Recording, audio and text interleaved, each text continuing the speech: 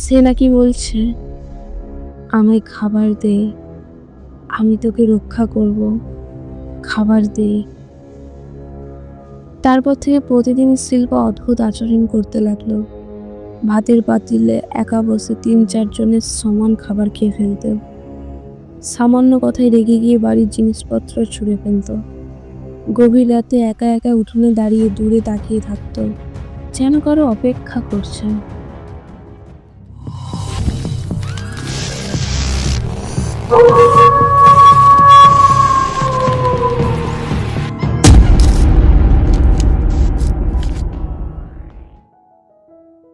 সকলকে নমস্কার জানাই। আপনারা শুনছেন কালো বিড়াল। এখানে বলা হয় সেই সব সত্য ঘটনা যা শোনার পর রাতের ঘুম উড়ে যায়। ঘটনাটা আমাকে শেয়ার করেছে প্রিয়াঙ্কা রায়। ঘটনাটা শোনা তার মামা দাদুর কাছ থেকে। ঠিক যেভাবে লিখে পাঠিয়েছে আমিও ঠিক সেইভাবেই আপনাদের সকলকে শোনাচ্ছি।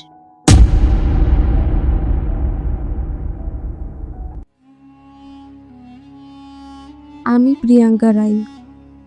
আমাদের মামার বাড়ি নদিয়ার এক প্রত্যন্ত গ্রামে। ছোটবেলা থেকে মামা দাদু আমাদের অনেক গল্প শোনাতেন। ভূতের গল্প, জাদুবিদ্যার গল্প, গ্রামের পুরনো কথা। কিন্তু একটা ঘটনা ছিল যেটা শুনে আজও আমার শরীরে কাঁটা দেয়। মামা দাদু বলতেন এই ঘটনা ঘটেছিল প্রায় 1993 সালের দিকে। আর এই ঘটনার কেন্দ্রবিন্দুতে ছিল এক মানুষ, গোপাল দাস। তখনও গ্রামে তেমন বিদ্যুৎ ছিল না। কেরোসিনের ল্যাম্পে সন্ধে কেটে যেত, আর রেডিও ছিল খবরের একমাত্র ভরসা। নদিয়ার ওই গ্রামটা মূলত কৃষিজীবী মানুষের। চারিদিকে ধান ক্ষেত, সরু মাটির রাস্তা, আর মাঝে মধ্যে কয়েকটা বড় পুরনো বটগাছ। রাতের বেলায় কুয়াশা নামলেই দূরের রাস্তা আর বাড়িঘর একদম মিলিয়ে যেত। গ্রামের মানুষেরা তখনও নানা কুসংস্কারে বিশ্বাস করত। জাদুবিদ্যা, ঝাড়ফুঁক, আত্মা ডাকা, টোটকা এসব নিয়ে ভয় আর কৌতূহল দুটোই ছিল। গোপাল দাস ছিল 3 ভাইয়ের মধ্যে সবচেয়ে ছোট। বড় ভাই ভোলা দাস কৃষিকাজ করত। মেজ ভাই রাজা দাস ছিল শান্ত সাদাসিধে মানুষ। কিন্তু গোপাল, সে ছিল একেবারে আলাদা ধরনের। ছোট থেকেই তার আগ্রহ ছিল হাতছাড়া বিদ্যা, বা গ্রামে যেটাকে কালো জাদু বলা হয়, সেই সব বিষয়ে। এই বিদ্যার প্রথম শিক্ষক ছিল তাদের বাবা হরিপদ দাস। তবে হরিপদ ছিলেন সম্পূর্ণ ভিন্ন ধরনের মানুষ। তিনি বিদ্যা জানতেন, কিন্তু কখনো কারো ক্ষতি করার জন্য ব্যবহার করতেন না। গ্রামের অসুস্থ মানুষদের ঝাড়ফুঁক করে সুস্থ করতেন। হারিয়ে যাওয়া গরু বাছুর ফেরানোর জন্য মন্ত্র বলতেন, মানে পুরোপুরি সদুপযোগ করতেন। কিন্তু গোপাল, সে শুধু শিখেই থামেনি, নিজের কৌতূহল মেটাতে সবচেয়ে কঠিন আর ঝুঁকিপূর্ণ বিদ্যাগুলি শিখে ফেলেছিল। শোনা যায় হরিপদ জীবনের শেষ কয়েক বছরে তাকে এমন কিছু মন্ত্র শিখিয়েছিলেন যেগুলো মানুষ সহজে শেখে না। আর তার মধ্যে একটা ছিল আত্মাবন্দি করার বিদ্যা। এটা ছিল এক ধরনের কালো তন্ত্র, যেখানে কোনো সদ্য মৃত মানুষের আত্মাকে বিশেষ মন্ত্রে একটি নির্দিষ্ট স্থানে বা জিনিসে বেঁধে রাখা যায়। গ্রামের বয়স্করা বলতো এই বিদ্যা খেলনা নয়। আত্মা যদি ক্ষুধার্ত হয় বা রাগান্বিত হয়, তবে সে বন্দী হলেও তোমাকে ধ্বংস করে দিতে পারে। গোপাল দাস এই বিদ্যা শিখে ফেলেছিল তার বাবার কাছ থেকে। তবে হরিপদ চেয়েছিলেন এই বিদ্যা যেন কখনো খারাপ কাজে ব্যবহার না হয়। কিন্তু গোপাল, সে নিজেই বলতো ভালো কাজেও লাগবে, আবার প্রয়োজনে খারাপ কাজেও। মানুষ টাকা দিলে তার ইচ্ছে মতোই করবো। প্রথমে গোপাল গ্রামের কিছু মানুষের সমস্যার সমাধান করে সবাইকে চমকে দেয়। এই যেমন হারিয়ে যাওয়া গয়না এক মহিলাকে খুঁজে দেওয়া। আত্মা নাকি চুরি করা ছেলেটার নাম ফিসফিস করে বলে দিয়েছিল। মাঠে ফসল নষ্ট হওয়া থামানো। একটা তাবিজ বেঁধে দেওয়ার পর সত্যিই নাকি পোকামাকড় চলে গিয়েছিল। কিন্তু এর পাশাপাশি সে অদ্ভুত কিছু অর্ডারও পেত। এক ব্যবসায়ী তাকে দিয়ে প্রতিদ্বন্দ্বীর গরুর গোয়ালে অগ্নিকাণ্ড ঘটিয়ে দেয়। এক মহিলার সংসারে অশান্তি আনতে আত্মাকে ব্যবহার করে, যাতে স্বামী স্ত্রীর মধ্যে ঝগড়া লেগেই থাকে।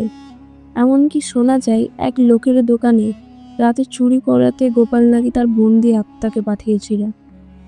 গোপাল এসব করত বিনিময়ে টাকা, মদ আর নানা উপহার নিয়ে। তবে একটা নিয়ম ছিল, আত্মাকে প্রতিদিন খাবার দিতে হবে, সাধারণত দুধ, ভাত বা মিষ্টি। না দিলে আত্মা ক্ষিপ্ত হয়ে যেত। 1993 সালে শেষের দিকে গোপাল দাসের জীবন যেন বদলে যাচ্ছিল। সে মদ খাওয়ায় আসক্ত হয়ে পড়েছিল। প্রতি রাতেই মাতাল হয়ে গ্রামে ফিরত। গ্রামের অনেকেই বলতো, ওর কাছে শক্তি আছে বটে, কিন্তু শক্তির সঙ্গে যদি অহংকার আর মদ মেশে তাহলে সর্বনাশ তো হবেই। সেই সর্বনাশের শুরুটা যেন এক শীতের রাতে হয়েছিল। হঠাৎ করে গোপাল দাস প্রচুর মদ খেয়ে অজ্ঞান হয়ে পড়ে। পরের দিন ভোরে মানুষ জানতে পারে গোপাল দাস আর নেই। মৃত্যুর কারণ হার্ট অ্যাটাক। কিন্তু সমস্যাটা ছিল অন্য জায়গায়। গোপাল প্রতিদিনই যেন আত্মাটিকে খাবার দিত, এখন আর কেউ তা দিচ্ছে না। এবং সেই আত্মা অদ্ভুত, রাগান্বিত, ক্ষুধার্ত হয়ে উঠেছে। মামা দাদু বলতেন, গোপাল দাসের মৃত্যুটা হঠাৎ হয়েছিল ঠিকই, কিন্তু মৃত্যুর পর আসল বিপদ শুরু হয়। কারণ যে আত্মাটাকে সে এতদিন বন্দি করে রেখেছিল তাকে আর কেউ খাবার দিচ্ছিল না। গোপালের মৃত্যুর পর প্রথম দুদিন গ্রামে তেমন কিছু চোখে পড়েনি। তবে গোপালের বাড়ির আশেপাশে কুকুরগুলো রাতের বেলায় হঠাৎ করেই চেঁচামেচি শুরু করে। বিড়ালগুলো খাবারের হাঁড়ি উল্টে ফেলে। আর খোলা মাঠের দিকে অদ্ভুত একটা গন্ধ আসত, যেন পচা ফুল আর ধূপের গন্ধ একসাথে মিশে গেছে। গ্রামের দক্ষিণ পাড়ায় এক তরুণীর নাম শিল্পা সরকার। তার শরীরে হঠাৎ অদ্ভুত সব পরিবর্তন দেখা যায়। শিল্পা ছিল শান্ত, কম কথা বলা মেয়ে। তার বয়স তখন প্রায় 18-19। কিন্তু হঠাৎ একদিন দুপুরে রান্নাঘরে বসে সে একা একা ফিসফিস করে কথা বলতে শুরু করে। তার মা ভেবেছিলেন হয়তো কোনো গান গুনগুন করে করছে,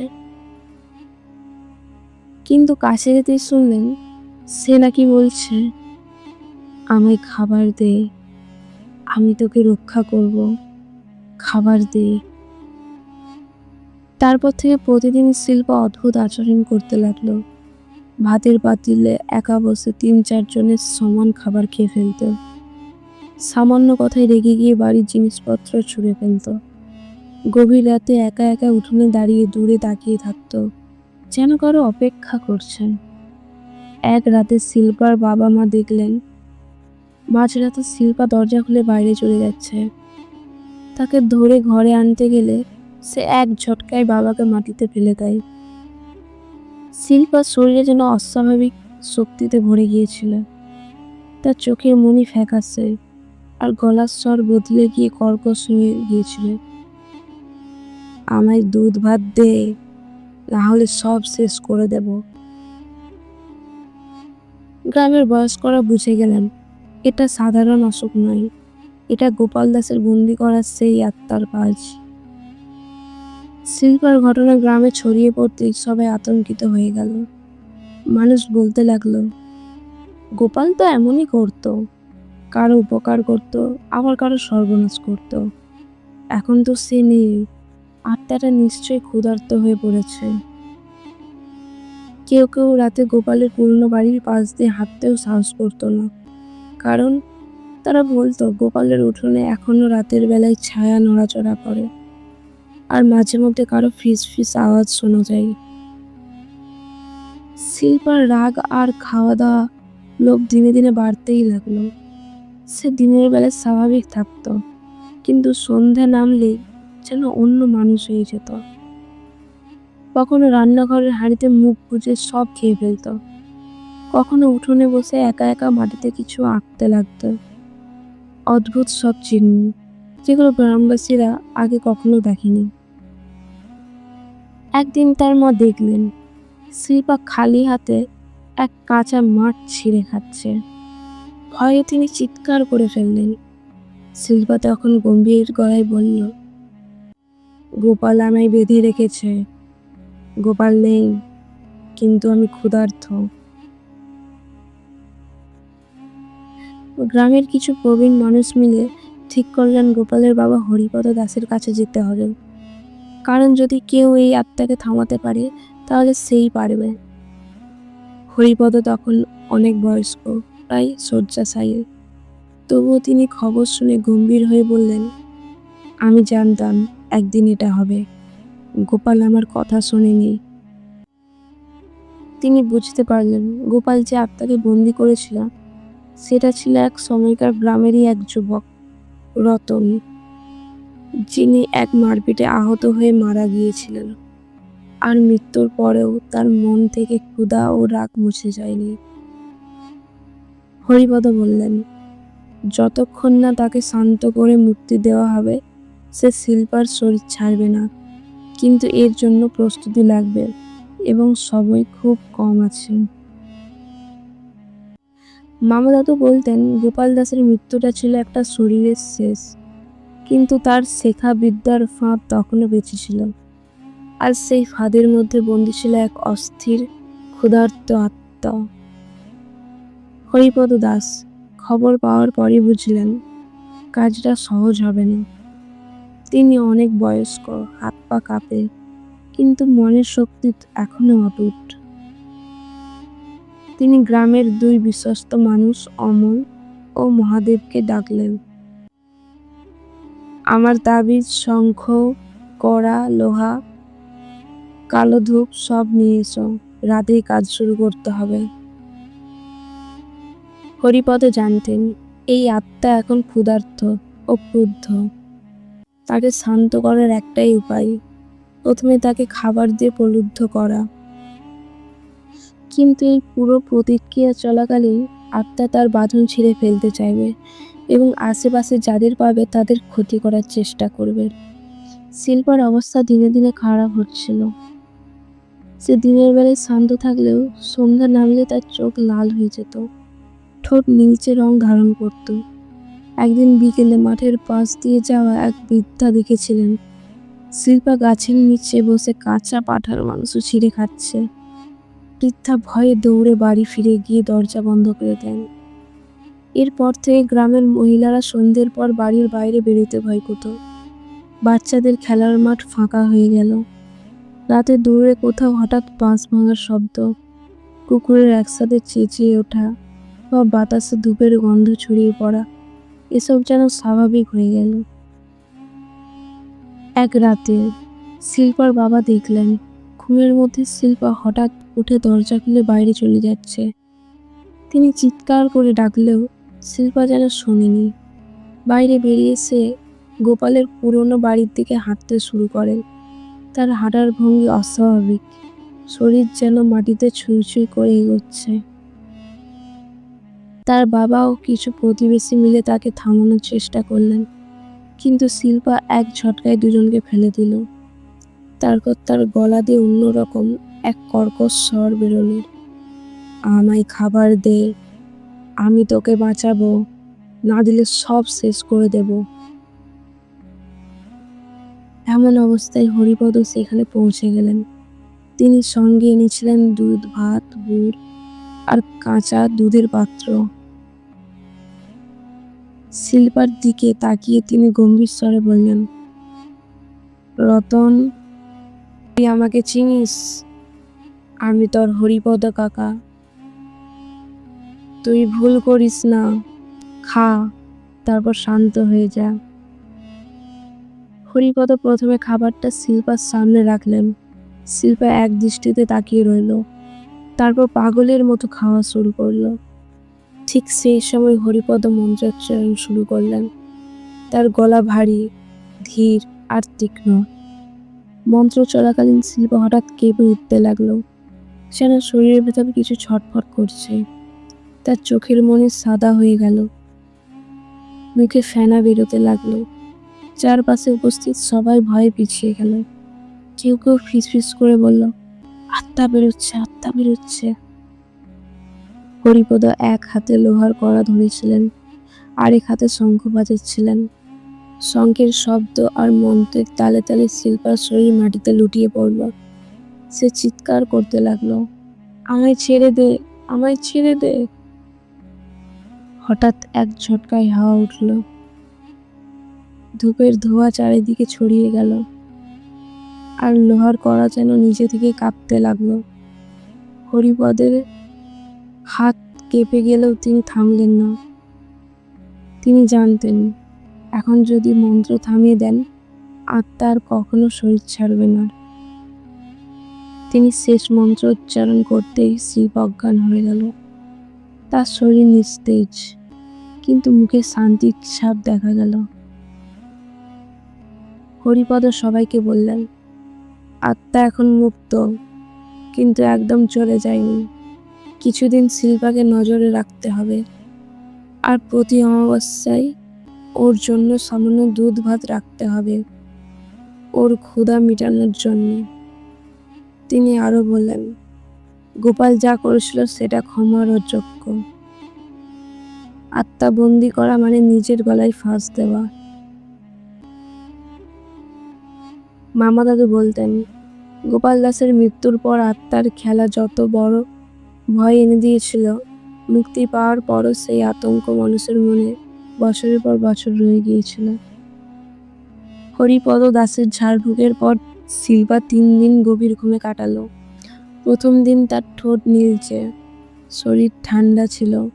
দ্বিতীয় দিনে গায়ে জ্বর এলো।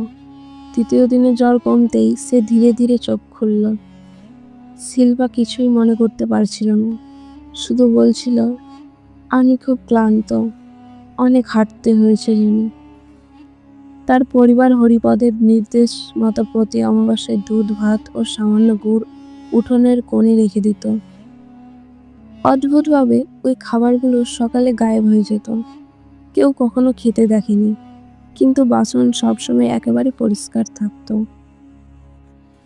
ঘটনার পর গ্রামবাসীরা একদম বদলে গেল। যারা আগে জাদুবিদ্যা নিয়ে মজা করত বা কৌতূহলী ছিল, তারা আর এসব বিষয়ে নাক গলাতো না, কারণ সবাই জানতো গোপাল দাসের মতো দক্ষ মানুষও নিজের তৈরি ফাঁদের শিকার হয়েছিল। এক বৃদ্ধ বলেছিলেন, বিদ্যা যত বড়, দায়িত্ব তত বড়, না হলে শক্তি তোমাকেই গ্রাস করবে। গোপালের বড় ভাই ভোলা দাস ও মেজ ভাই রাজা দাস পুরোপুরি কৃষিকাজে মন দিল। তারা স্পষ্ট জানিয়ে দিল, গোপালের শেখা বিদ্যার সাথে তাদের কোনো সম্পর্ক নেই, আর ভবিষ্যতেও থাকবে না। গোপালের মৃত্যুর পর তার পুরনো বাড়ি প্রায় পরিত্যক্ত হয়ে গেল। শুধু মাঝে মাঝে কিছু লোক বলতো, ভোরবেলা বাড়ির উঠোনে নাকি কারো ছায়া দেখা যায়, বা খোলা ঘরে ধূপের গন্ধ ভেসে আসে। প্রায় 6 মাস পর এক বর্ষার রাতে অদ্ভুত একটা ঘটনা ঘটে। শিল্পার বাড়িতে রাখা দুধ ভাত হঠাৎ বজ্রপাতের সময় উল্টে পড়ে যায়।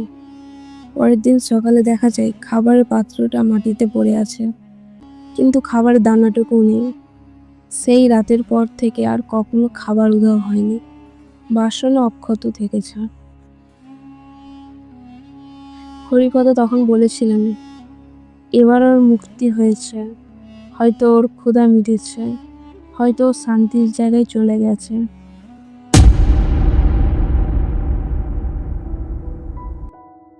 আমি রুহি, শুনছিলেন কালো বিড়াল। আমার সঙ্গে রয়েছে রাহুল। কেমন লাগলো আজকের ঘটনাটা?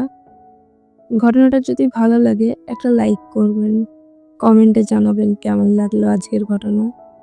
প্রতি রবিবার ঘটনা শুনতে চাইলে চ্যানেলটি সাবস্ক্রাইব করে রাখুন।